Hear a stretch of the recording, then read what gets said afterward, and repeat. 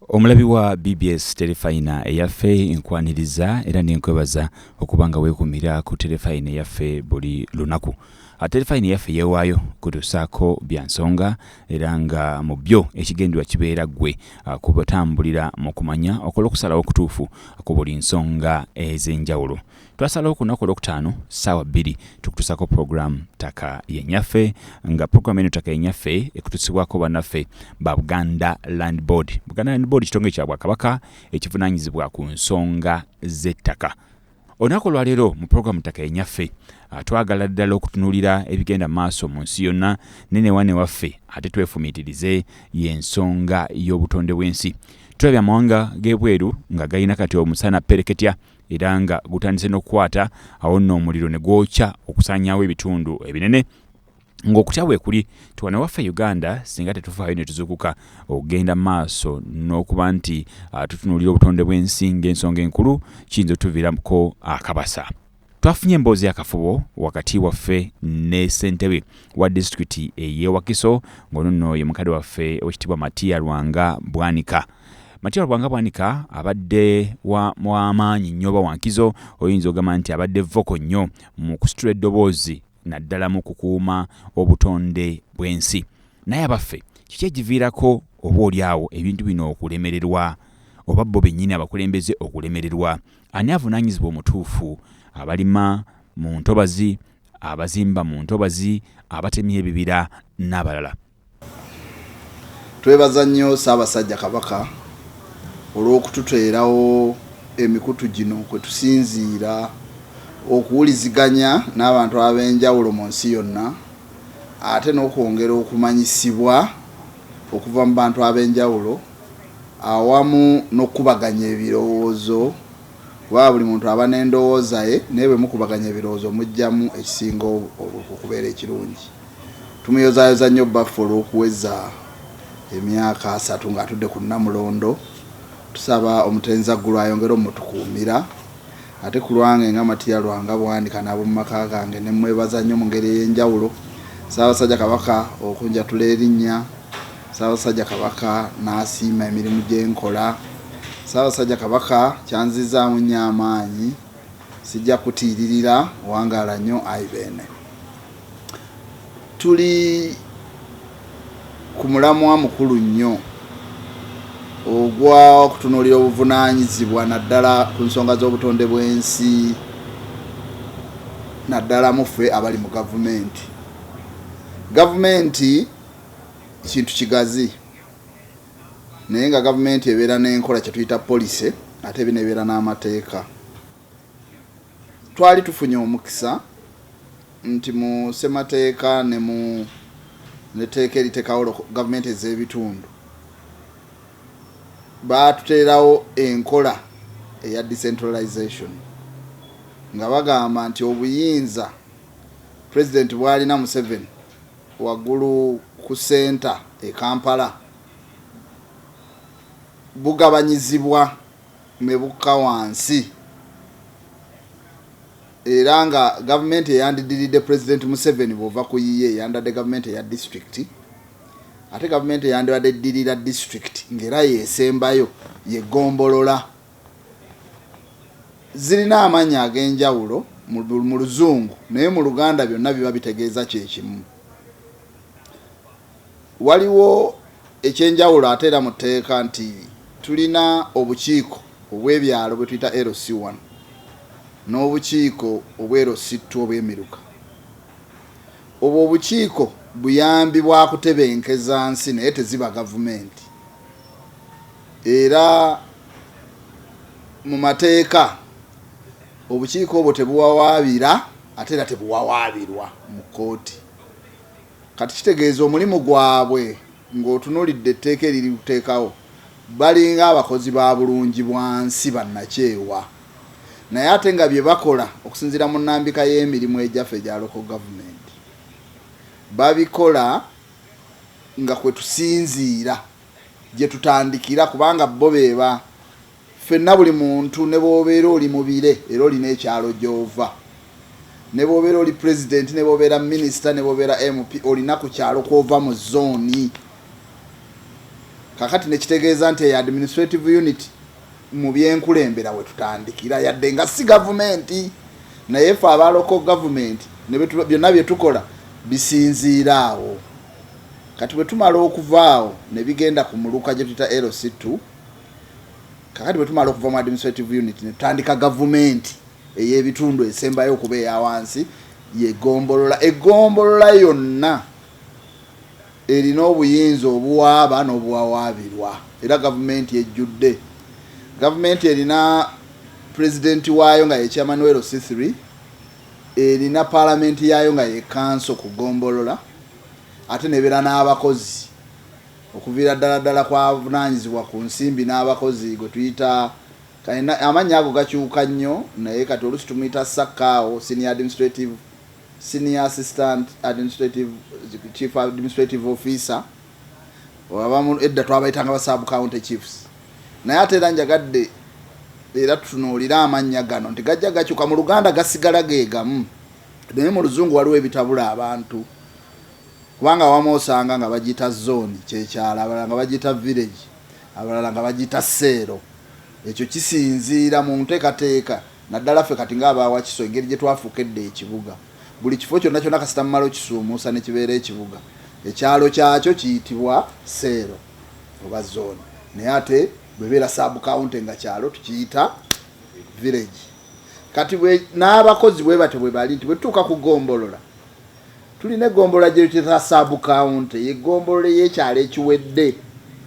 Naye ate bw'emala okufuuka town council nga kibuga era esigala gombolola naye ng'eyitibwa town council.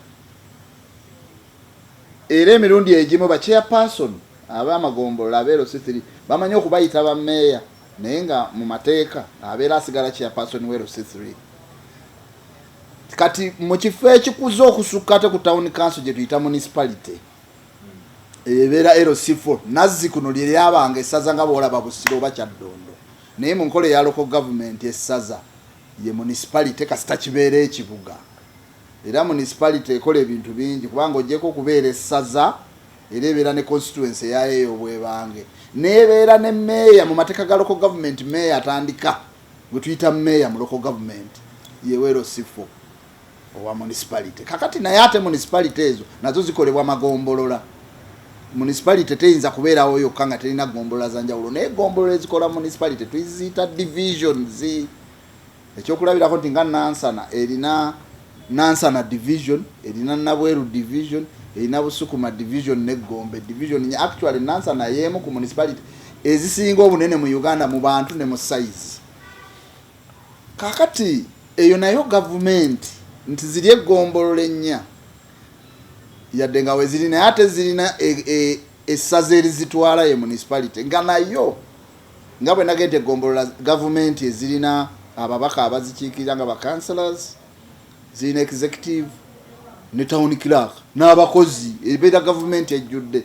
Naye ate government eyo ng'ate era eri wansi wa government ey'essaza erina meeya waayo nga bw'olaba mukyala Regina Bakitte, nga Honorable Regina Bakitte alina executive ye ba ministers, alina town clerk akulira abakozi n'abakozi bonna structure yonna. Kakati district ye LC5 ye tia eddaala erisembayo mu government ez'ebitundu, nga kitegeeza nti buli lwova ku Museveni ojja ku district. Chairman wa district kati ye ntabiro wakati wa government ya wakati ne district ne local government zonna endala. Era nga bwe nkulaze chairman naye alina government, alina ba ministers, alina parliament ey'aba councillors, n'abeera ne kaawa akulira abakozi. Kakati bwe tudda ku kino ddala eky'obutondebwensi era government bwezze ekola restructuring mu civil service mu bakozi ba government yateeka kati bwe tubeera ku district kubeerako district natural resources office yakulembera byonna ebikwatagana ku by'obutondebwensi, nga wansi we waliwo gwe tuyita district forest officer nga yatwala ebibira, nga wansi we waliwo gwe tuyita district environment officer, tulina district wetlands officer nga yali ku ntobazi zokka n'abalala. Kaakati abo bwe bamala okubeera ku district headquarters nga kubanga district headquarters kati yekulembera district yekulembera local government zonna ezibeera mu district ezo nga wenzimenya amagombolola ne municipalities. Naye ate era mu town councils, buli town council mulimu environment officer, mu buli division mulimu environment officer, era na buli municipality ebeera ne environment officer. And bakyukaga n'amadaala, waliwo osanga senior environment officer, senior environment officer, assistant environment, naye nga gye bali. Kakati ekisinga okukalubya emirimu kirimu ebintu nga bisatu. Ekisooka, abantu bano mu nkola ya local government, aba gavumenti z'ebitundu nga za bibuga, town council ne municipalities, beemalirira mu byensimbi, bakola bajeti yaabwe, beekuŋŋaanyiza emisolo ne bagisaasaanya nga tebawaddeyo yadde 10 ku district. Kati omuzungu yakola ssente nti omuntu buli lwaba ne ssente nga tomuvunaana ku ssente alowooza nti oba tokyamuvunaanyizibwako byonna. Ekyo kiri mu buntu, kubanga omuntu gwotowa ssente nga naye takuwa akulabanga atalina mugaso. Kireeta emitawaana minene nnyo mu nzirukanya y'emirimu nti bali autonomous, beemalirira mu governance, mu nsimbi, mu finance, naye tebali self governed, tebeefuga, bakulemberwa waggulu. Naye yadde bakulemberwa waggulu olw'okuba tetubavunaanyizibwa kubawa ssente nabo okutuwa, olusi bakola ebintu byabwe mu ngeri ya kyetwala. Ekyo kireeta emitawaana mingi nnyo mu local government. Ekyokubiri, nga bwe ndaze tulina structure okuviira ddala ku kyalo, abantu ab'enjawulo ensonga ezikwatagana ku butonde bw'ensi tebazitwala ng'enkulu, olw'ensonga nti ebizibu ebiva mu kutyoboola obutonde bw'ensi tebirina bulwadde nga bonoga nti covid yazze obulabika amangu. Kwegamba buli lw'otyoboola obutonde bw'ensi bw'otema omuti ogwo kizibu okugamba nti ensi etabuse enkeera waalo, kitwala obudde. Abantu mu ndaba eya bulijjo talaba kizibu singa oyiwa ettaka mu lusa, kubanga obulamu busigalawo, ebudde bukya ne buziba. Kati mu mbeera eza bulijjo lyagenda okulaba tekimumazeeko tulo, tekimuganye kwebaka, tekimuganye kubeera ku budde obwo. Bangi nnyo tebakitwala ng'ekikulu. Olw'ensonga eyo tugitwale nti ey'okubanga tebamanyi bukulu bwaki abo gye bali. Ne tubeerayo n'abalala nga bamanyi naye nga tebamanyi kyakukola.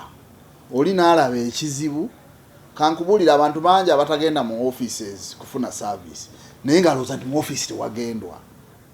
Emabega kaawo waabeerangawo okubba abantu ku bintu bya passport nabiki, ng'omuntu alowooza nti okufuna passport kyakitiibwa ng'okufuna degree, ng'abantu bababba. Naye ng'ate kintu kitono nnyo nti ogenda n'ojjuza foomu ne kitambula n'osasula ssente n'ofuna passport. Naye kyatukako ekiseera ng'abantu balowooza nti omuntu okuba ne passport there is a certain class, olina class gy'olina okubaamu. Kati embeera eyo mu bantu ku level zonna gy'eri, oli ne bw'abeera ng'ali ku ddala lya chairman lyero siwa ayinza okuba ng'alowooza nti ebintu ebyo tebikwatikako. Nitubeerawo ne kategori eddala ey'obulyake, obukenuzi, obubbi. Abantu bangi nga bwe mmaze okugaba agatta ebyo byonna n'agattako n'ekyokulowooza nti tebamulaba, n'agattako n'ekyokulowooza nti olusa lubadde lutugasaaki.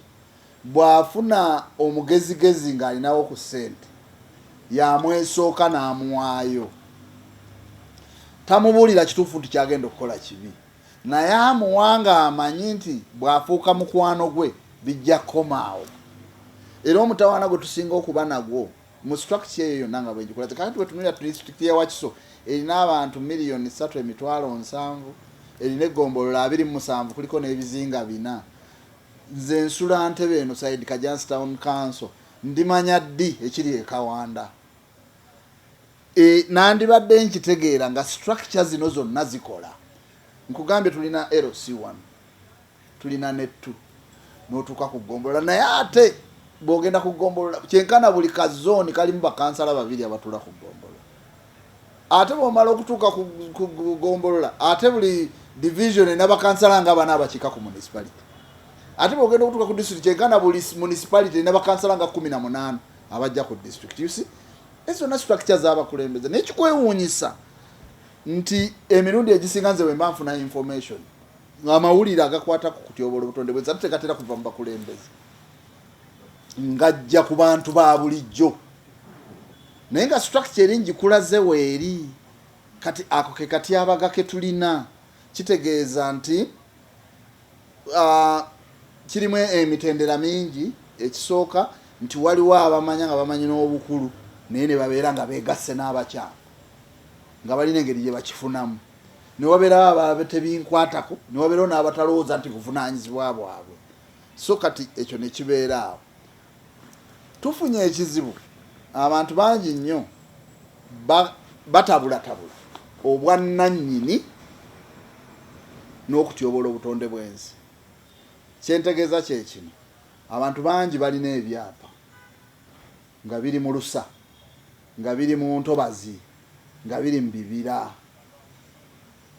Nze nsiba ngamba eyo saagala gendayo kumanya oli yakifuna atya obwo obudde bungi naye ng'etteeka liri clear nti okubeera nannyini kyapa ekiri mu lusa ddembe lyo kale naye kyokoleramu si ddembe lyo, kirina okufuna olukusa okusinziira ku bakugu.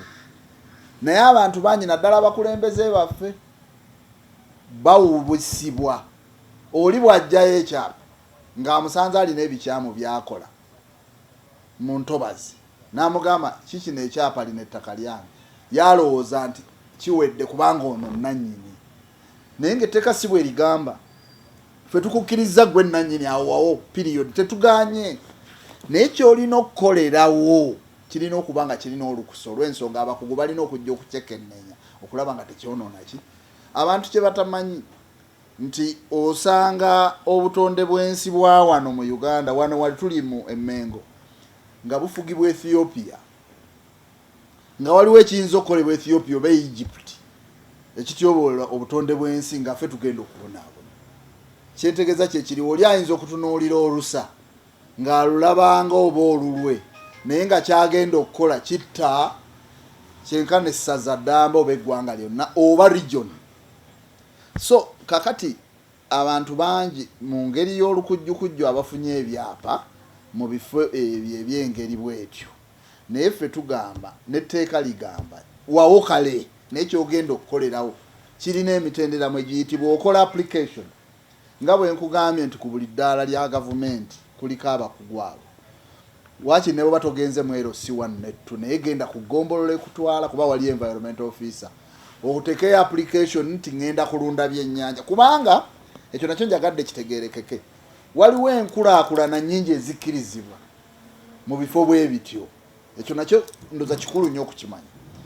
Enkulaakulana nnyingi ezikkirizibwa mu bifo ebiri sensitive ku butonde bw'ensi, naye enkulaakulana ezo abakugu batuula ne bakola kye bayita environmental impact assessment. Bwe bamala ogikola ne bawa recommendation nti bw'onooba okoze ekintu kino fuba okulaba nga kino okiteekawo na kino okiteekawo na kino okiteekawo. Bwe bamala okugamba ebyo ne bateekawo ne kye bayita environmental audit nti buli luvannyuma lwa mwaka oteeka okuleetanga abakugu bakebere bye bakugamba wabituukiriza oba tewabituukiriza, oba waliwo ensobi oba waliwo ekiguddewo nga tetwakiraba, kikye tuyinza okukola. Kati nga kitegeeza bw'omala okufuna ebbaluwa y'abakugu ekukkiriza okukola pulojekiti eyo, osobola okgenda nayo mu maaso n'esigala ng'erondoolwa. Ekyo kibeerawo era kyova olaba nti enguudo ojja kutunulira kati Northern Bypass n'Entebbe Express ndowooza ebitundu 9 ku 10 lwayita mu bifo bya ntobazi.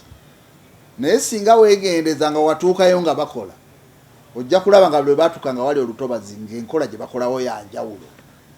Bwe basima ebbumba okukka wansi bateekayo n'amayinja ne bagaala, nga kitegeeza ki amazzi agadde gayita mu lutobazi olwo tegajja kukoma. gajja kusigala nga gatambula mu mayinja omwo. Tebayiwa ettaka lijja luvannyuma lw'amayinja kungulu, naye no wansi bateekayo amayinja ne bagasengeka bulungi, stone base hardcore.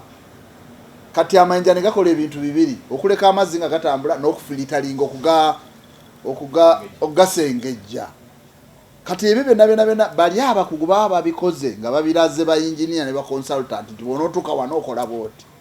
So ekyo nakyo njagadde abantu bakimanye nti waliwo okulaakula n'okukolebwa mu bifo eby'entobazi oba ebya obutondebwensi, naye nga abakugu be bakuwadde amagezi. N'olwekyo bw'oba n'ebbaluwa ezo okkirizibwa okukola ebintu, ate bw'oba okkiriziddwa obbikola ate ovunaanyizibwa obbikola ng'ebbaluwa bwe zikoze eki bwe zigambye. N'olwekyo omunjagadde muveemu ebintu bisatu. Ekisoose kye kiri kyenkugambye nti teri muntu alina kwekweka mu bwannannyini bwonoona butonde bwansi. Ekyokubiri kyenkugambye nti teriyo waliwo enkulaakulana ekkirizibwa okubeera mu bifo ebyo naye ng'ekolebwa mu ngeri ya kikugu. N'olwekyo tusanze obuzibu bungi nga ebifo bingi byonooneddwa, naye ababyonoona beekwese mabega wa kubeera bannannyini ate naye nga kye bakoleramu tekikola ki tekiri mu mateeka. Gavumenti omanyi kati mu Uganda kye tuyita gavumenti oluusi baba bantu naye olw'okuba be ba custodian n'akola ekyo kuba kyebandiise gavumenti ekintu kyandadde kiyise mu mitendera gyonna egya gavumenti nekikola ki. N'olwekyo abaali batwala yes bakungu ba gavumenti naye nga tebaayita mu mitendera, ne twerwanako ne tukuba enduulu. Okiwulidde, singa twabeegattako naffe twandigenze ne tulya ne tubeera abamu ku bafunye, naye twakuba enduulu ne tubasuuza. N'olwekyo tulowooza nti yalagira atwakibasuuza. Kati mu kukibasuuza kibira kyaffe kya district, naye nga bwenkulaze district is the subordinate of the government. Kati kakawayiro ke baali baagala okukozesa naye ngaetteeka tulimanyi. Kati kye tusinga okuvunaanyizibwako si kiri mu tteeka obamu, it is about morals. Kankubulire okukuuma ebibira oba kukola kiki tekiriimu, there is no magic. Tewaliwo gwe tuyita rocket science, taliyo. Morals buntu bulamu bwo gwe omuntu yenna woolidde, kubanga zo ssente weeziri mu bungi z'oba oyinza okwetaaga ne z'otulabangako, naye kasita obeera ng'omanyi nti olya nsi kikuyamba. N'olwekyo kati ekyo ekyaggunda tuyinza okuga nti tukyaweweddemu, naye nga kimanye nti bali olwokuba balina obuyinza n'amaanyi baddayo dda ku drawing board okunoonya strategy ki endala. Tweyanziza nnyo okutuwuliriza, tweyanziza nnyo okutulaba. Tusaba Katonda twongere okufuna amaanyi, obusobozi n'obumu okulaba nga tulwanirira ebyo byonna ebitukwatako. Ntera okugamba nti ebintu ebitugatta bye bingi okusinga ebitwawula. Obutonde bw'ensi tebulina ddiini, tebulina ggwanga, tebulina boundary. Toyinza kugaa nti bunaakoma Ethiopia oba bunaakoma ku border, butambula ensi yonna. Ebyo ebiba bitugatta tuve ku bitono ebitwawula tusobole okulokola ensi yaffe. Wangaala nnyo Ssaabasajja Kabaka. Weewaawo puroguramu ttaka enyaffe bwetyo wegenze. Omukulu ayogedde ku mbeera gye bayitamu, ebibalemesezza okulwanyisa obutonde bw'ensi, n'obuvunaanyizibwa bw'omuntu ssekinoomu, n'obuvunaanyizibwa obwa gavumenti.